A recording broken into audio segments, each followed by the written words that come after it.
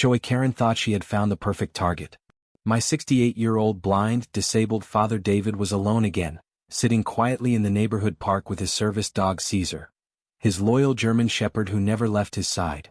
My father had already faced more challenges in life than most men his age. He only wanted to exist in peace. But Karen? She saw an opportunity. She thought David was weak. She thought he was helpless. She thought he was hers to break, to torment until he had no choice but to leave the neighborhood for good. After all, who was going to stop her? While I, Michael, worked long hours at the hospital as a surgeon doing everything I could to provide for my family, Karen had made it her personal mission to bully my father into submission, mocking him, belittling him, making him feel so unwanted that he'd leave on his own. And she would have gotten away with it, except she made one fatal mistake. She thought Caesar was just a pet. The moment she kicked my father's service dog, grinning as her HOA lackeys cheered her on, she had no idea she had just picked a fight with the wrong dog. Because Caesar? He wasn't just any service dog. He was a former K9, a trained protector who didn't tolerate bullies. And what happened next turned a petty neighborhood dispute into something far more dangerous. My father wasn't always blind. For 40 years he taught history at the local high school, inspiring thousands of students. He hiked mountains on weekends and coached the debate team to state championships. But at 62, just when he should have been enjoying retirement, a rare disease took his sight in just weeks. Then came the stroke that left the right side of his body partly paralyzed. I watched my once proud father struggle to adapt. His strong walk turned hesitant, his powerful voice grew quiet. But the worst part wasn't his disability, it was how people treated him because of it. People spoke to him like he was a child. They talked over him, about him, but never to him. Some stared with pity, others saw an easy target. My father, who had commanded respect his entire life, became invisible. That's when Caesar entered our lives. This retired police K9 had been retrained as a service dog. From the moment Caesar arrived, my father began living again. The dog never treated Dad like he was broken. When people stared, Caesar stood tall beside him. When they whispered, Caesar walked forward like he didn't care. When Dad felt invisible, Caesar was there, solid and real. With Caesar guiding him, my father started going outside again. Short walks around the block became longer strolls through the neighborhood. Instead of sitting at home, they'd go to the park together. And I saw my father smile again, a real smile that reached his eyes. That's when I thought moving to Oak Ridge Estates would be perfect. A quiet HOA neighborhood with clean sidewalks and supposedly friendly neighbors. A place where my father could rebuild his life. I was wrong. Oak Ridge Estates wasn't run by caring neighbors. It was ruled by Karen Mitchell, the HOA president who treated the neighborhood like her personal kingdom. She drove around in her white SUV looking for violations to fine people for. 3 days after moving in, Karen confronted us on our porch. Oak Ridge Estates has a strict no pets policy, she said, pointing at Caesar. He's not a pet, I explained. He's a service animal protected by federal law. Karen's eyes narrowed. The ADA doesn't matter here. This is private property. The harassment got worse quickly. Violation notices appeared daily, our mailbox was too low, our walkway needed immediate cleaning. Each violation came with a $100 fine. When I questioned her, Karen didn't hide her intentions. If you don't like our rules, perhaps this neighborhood isn't right for your situation. But what happened when I wasn't home was even worse. My neighbor Mrs. Rivera told me, she's terrible to your father when you're gone. Yesterday she followed him to the park, making fun of how he walks, telling everyone he's faking for attention. That night my father finally admitted the truth. She follows me with her friends. They laugh when I have trouble finding my way. They say I'm bringing down property values, that Caesar should be put down. Why didn't you tell me? I asked, angry at Karen, not him. You have enough to worry about, he said simply. I didn't want to be a burden. My father's walks with Caesar grew shorter. He stopped going out as often. Caesar became more watchful, always scanning for danger. I took a day off to see what was happening. Hidden in my car, I watched Karen and her 2 friends approach my father in the park. It's such a shame when people who clearly need a nursing home insist on bothering everyone else, Karen said loudly. Some people are just too proud to admit they can't function in normal society. Her friends laughed. Or they're just looking for attention. When my father tried to sit on a bench, Karen stepped in his way. Oh, I'm sorry. Were you going to sit here?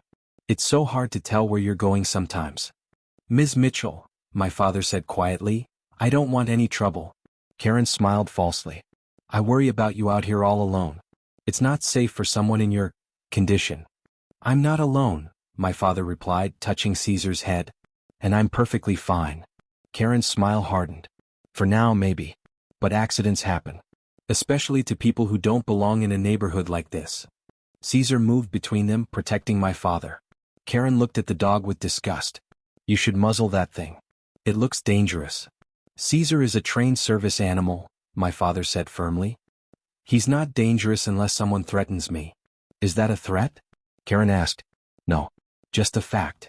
As Karen walked away, she called back. Enjoy your walk. While you can. It happened on a Tuesday when I was scheduled for a long surgery. Karen had been watching our house, waiting for me to leave. My father and Caesar went to their usual bench in the park. Karen approached with her two loyal followers, Patricia and Linda. Oh, look who it is, she announced loudly, still dragging that filthy mud around my neighborhood. Good morning, Ms. Mitchell, my father replied calmly. Beautiful day, isn't it? Karen ignored his politeness. The HOA board had a special meeting last night. All animals, even so-called service animals, must be muzzled in public spaces now. That's not legal, my father protested. Service animals are protected by federal law. This is private property, Mr. Lawson. Our community, our rules. He's never harmed anyone, my father said. It's not what he's done, Patricia added. It's what he might do. Some residents feel threatened. By a service dog? My father asked in disbelief. If you don't like our rules, Karen said with fake sympathy, you're welcome to find another neighborhood. One more suited to your special circumstances. We're not going anywhere, my father said firmly. That's when Karen's nice act disappeared. We'll see about that. What happened next was pure cruelty. Karen deliberately knocked my father's cane from where it was propped against the bench. It clattered to the ground several feet away. Oops, she mocked. How clumsy of me. My father tensed but stayed calm. That was uncalled for, Ms. Mitchell. Oh, I'm sorry, Karen sneered. I forgot how helpless you are without your stick. Maybe you should train your mutt to fetch it for you. Her friends laughed. Encouraged, Karen kicked my father's thermos, which had been sitting by his feet. It rolled across the path, spilling coffee everywhere. Another accident, Karen said, not hiding her enjoyment. So many dangers in this park. Not really safe for someone like you, is it? Mrs. Rivera had started recording on her phone. She could see Caesar becoming more alert as Karen continued harassing my father. If you've made your point, my father said with dignity, I'd appreciate being left alone now. Oh, we're just getting started, Karen replied, her voice turning harder. I think it's time you understood how unwelcome you really are here. That's when Karen crossed the line. Looking at her friends for approval, she drew back her foot and kicked Caesar hard in the ribs. Not a gentle tap, but a vicious kick meant to hurt. See, she laughed as Caesar yelped in pain. Not so tough after all. Just a stupid mutt pretending to be special. Mrs. Rivera gasped. My father's face went white with shock. Did you just kick my dog? He asked quietly. Oh, relax, Karen scoffed. I barely touched the beast. Besides, what are you going to do about it? You can't even see what's happening. She pulled her foot back for a second kick, laughing as she looked to her friends. That's when Caesar moved. In all his time as my father's service dog, Caesar had never broken his training. He had stayed calm through all the harassment. But Caesar wasn't just a service dog. Before guiding my father, he had been Officer Caesar, K-9 unit, trained to protect and apprehend. And in that moment, as Karen's foot swung toward him again, Caesar's police training took over. Witnesses said it happened lightning fast. 1 second, Caesar was beside my father. The next, he had Karen's wrist in his mouth, not biting down, not breaking skin, but holding her in a control hold exactly like he'd been trained to do with criminals. Karen screamed, not from pain, since Caesar wasn't hurting her, but from shock and fear. Get it off me, she shrieked, trying to pull away. But Caesar held firm, his body perfectly balanced, his eyes locked on hers. The more she struggled, the more firmly he held, never increasing pressure, just controlling her. Her friends backed away in horror. It's attacking her, Linda yelled. Someone call animal control. But Mr. Sanderson, a retired Marine who saw everything, was already calling the police. Officer down, he reported, using military language. K-9 officer needs assistance. My father realized what was happening. Caesar, hold, he commanded, using one of the K-9 control phrases I'd taught him. Caesar responded immediately, maintaining his grip but relaxing slightly, showing he was under control. Let go of me. Karen continued screaming. This beast attacked me. It should be put down. The dog is defending its owner, Mr. Sanderson said loudly. I saw everything. You kicked the animal first, ma'am. Twice. That's a lie. Karen shouted, still struggling against Caesar's hold. It attacked me for no reason. I was just trying to pet it. But people had gathered around. Phones were recording. And Karen's power was crumbling before everyone's eyes.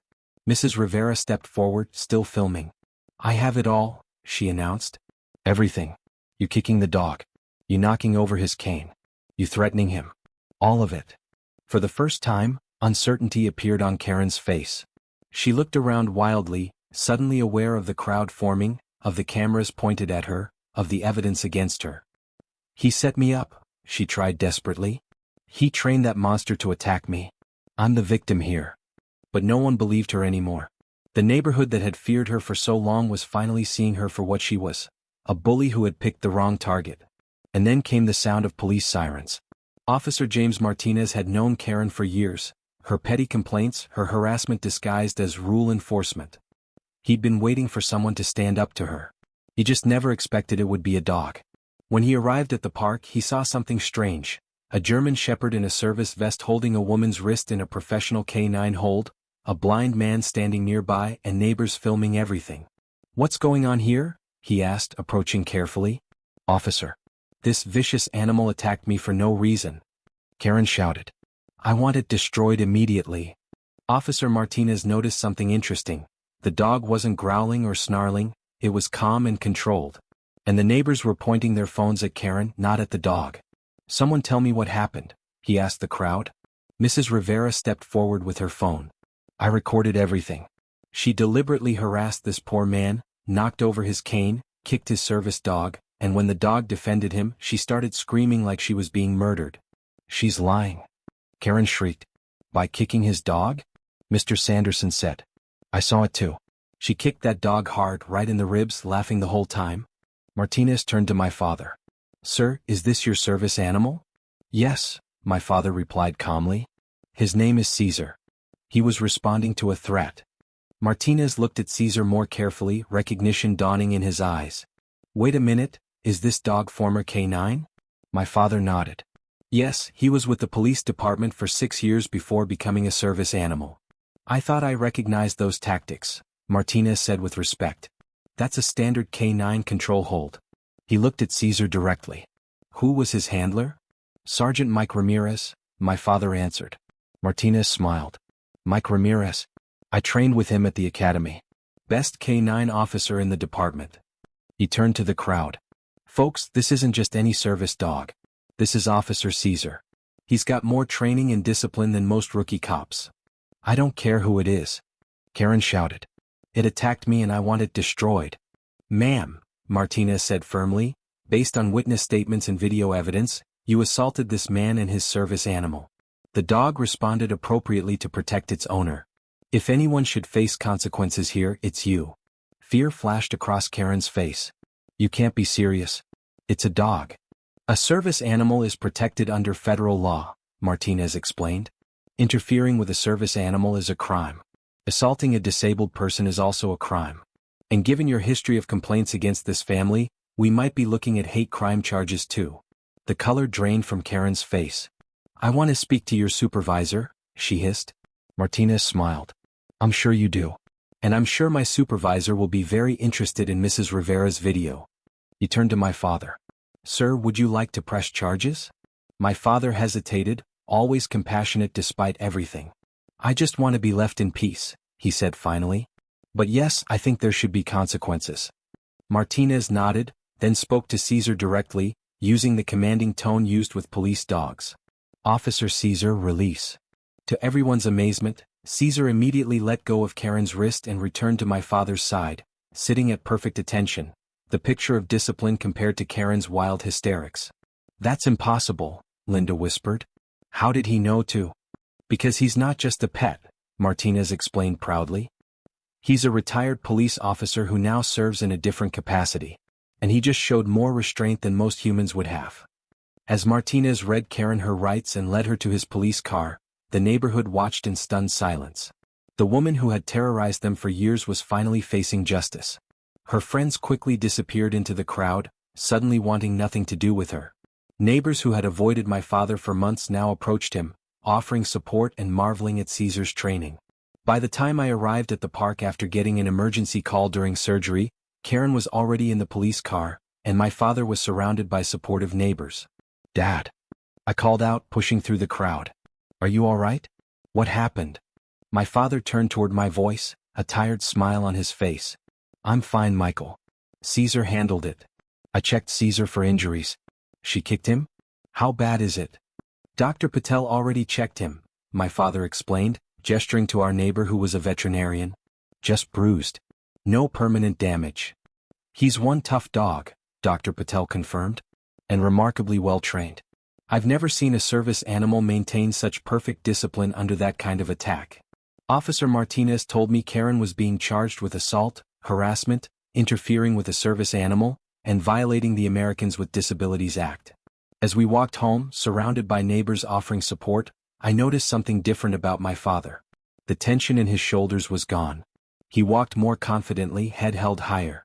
"You know," he said quietly as we approached our house, "for the first time since we moved here, I feel like I belong." I squeezed his shoulder, my throat tight with emotion. "You always belonged, Dad. They just needed to be reminded of it." Karen's arrest changed everything. News spread quickly and everyone saw the videos of her kicking Caesar and his professional response. 3 days later, the HOA called an emergency meeting. The community center was packed with residents ready to speak out about Karen's years of abuse. "She fined me $300 because my roses were unauthorized flora," Mrs. Patel said. "When I explained they were my deceased husband's favorite flower, she told me to save the sob stories for someone who cares." Mr. Washington added, "After my heart surgery, she reported my lawn for being overgrown. It had been 3 days since I came home from the hospital." One by one, residents shared stories of Karen's cruelty that had gone unchallenged for too long. To everyone's surprise, my father was nominated for the new HOA board. "We need someone with integrity," Mrs. Rivera argued. "Someone who stands up for what's right even when it's difficult." My father accepted with humility. "I'm not sure how much help a blind man can be, but I'm willing to try." He received more votes than anyone else. Karen's legal troubles grew when authorities discovered she had targeted disabled residents in 3 previous neighborhoods. She accepted a plea deal, guilty to assault and harassment with probation, community service, and sensitivity training. Most importantly, she couldn't live within 5 miles of my father or serve on any HOA board for 10 years. With Karen gone, our neighborhood transformed. The new HOA board, with my father's guidance, rewrote the rules to emphasize inclusion. Service animals welcome signs appeared in the park. A ramp was installed at the community center. Caesar became a local hero. The newspaper even ran a story, "Hero Dog Brings Down HOA Tyrant." The photo of Caesar sitting beside my father was framed and hung in the community center. For my father, the change was amazing. The park became his sanctuary again. Neighbors stopped to chat, genuinely interested in his wisdom. He began tutoring neighborhood children struggling with history, using his 40 years of teaching experience. That winter, during the community holiday celebration, my father summed it up perfectly: belonging isn't about a place. It's about the people who stand beside you when it matters most. And sometimes, he added, stroking Caesar's head, those people have 4 legs and a very good heart. The neighborhood that Karen had used to hurt my father had become his community. And Caesar, the retired K-9 officer who guided my father through darkness, had helped an entire neighborhood find its way back to light. Justice came on 4 paws. And it was sweeter than any of us could have imagined.